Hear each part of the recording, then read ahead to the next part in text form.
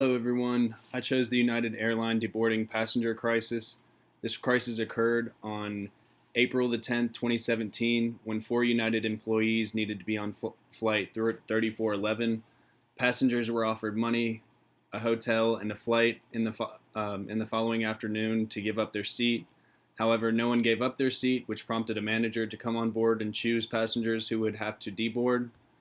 Three of these passengers complied, but one passenger named Dr. Dow refused because he had a patient appointment the following morning in Louisville. Dr. Dow continued to refuse to get off the flight and was forcefully removed from the plane by two security officers and two Chicago aviation police officers that resulted in Dr. Dow receiving a concussion, two broken teeth, a broken nose, and a sinus injury.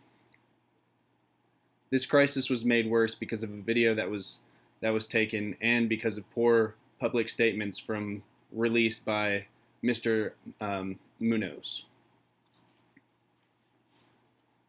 I applied the apologia theory, the image restoration theory, and the excellence theory. In the apologia theory, there are three strategies that organizations use,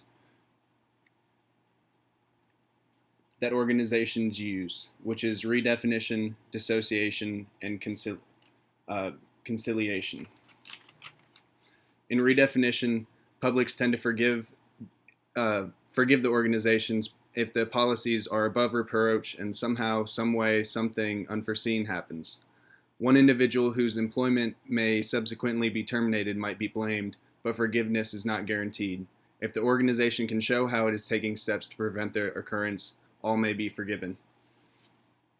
United Airlines used redefinition by talking about how it was in their protocol to remove the passengers if necessary. This shifts the blame from the airline to their policies, which were later changed.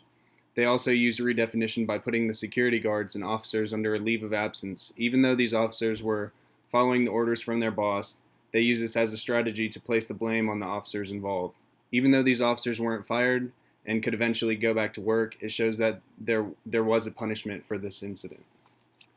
For dissociation, they talked about how they updated their policies that include not calling law enforcement and only removing the passenger if they were a threat to the security or safety of the plane. They also talked about an increase in employee training to prevent further crisis. Finally, the company used conciliation, which is an actual apology that was included to Dr. Dow and all of the other passengers. United also paid for everyone's plane ticket who was aboard flight 3411. Image restoration theory. This theory says that the organization determines what is threatening their reputation or image and also determines which publics must be addressed and persuaded in order to maintain and restore a positive image.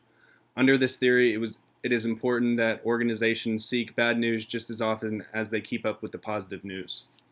The CEO's first response should have been released after the CEO watched the video and reviewed what was known about the crisis.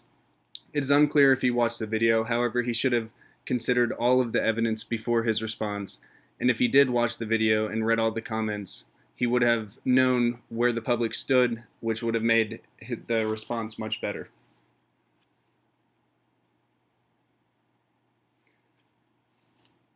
The excellence theory specifies how public relations make organizations more effective and how it is organized and managed. It also contributes to the organization's crisis plan's effectiveness, and the conditions of an organization's environment. Under this theory, an organization that maintains the reputation of having an overall open and honest policy with stakeholders and news media will suffer less financial, emotional, and perceptual damage than an organization that does not. United failed to apply this theory as they failed to mention Dr. Dow's injuries. This might have made the company seem like they were avoiding hurting their company's reputation by talking about these injuries. The company should have recognized their mistake in the crisis plan before this incident, and this theory focuses on reviewing the crisis plan elements and fixing its problems before the crisis occurs. If a passenger is seriously injured from an employee, they should apologize for the injuries and offer ways to resolve the problem in the first public statement. Mr. Munoz failed to apologize to Dr. Dow until later statements. If he would have addressed his injuries, the public would have been more likely to forgive United. Be respectful of all parties involved in a crisis and avoid insincere apologies.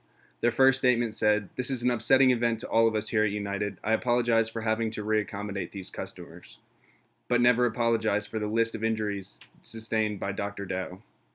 It is risky to apologize as it puts the blame on the company, but in this case, because of the severity of the injuries, it should have been taken care of and addressed in the statement. A story in the Washington Post has a quote from Thomas Dimitri, which is Dr. Dow's lawyer, and the response says, "We have seen much less improvement than we had hoped for. The airline industry is not closely regulated, and I thought this case would have changed things." To show the public that real changes are being made and new training programs are being practiced, the organization should send a detailed list of updated procedures and policy and publicly show the employees going through training. Even though this wouldn't change the lack of airline regulation, it would show that they are making an effort to change. Speaking of change, I have a second final recommendation: a new PR team that specializes in crisis communication. United in the past 2 years has gone through the Dr. Dow crisis, refusing passengers' right to board a plane because of their leggings being too tight, and killing a passenger's dog after telling the passenger to put her dog in the carrier over in the overhead storage. With all of these crises, it is obvious they need a great crisis team and should also review policies for how they treat their customers. Do you think that apologizing for the passenger's injuries in the first statement is a bad idea? How do you think the public would have reacted if the first statement included an apology from Dr. Dow, or to Dr. Dow? This study shows the importance of having a quick and appropriate statement as well as apologizing sincerely. It also shows how a viral video of the crisis makes the situation much worse. So plan for the worst for the best response. Thank you.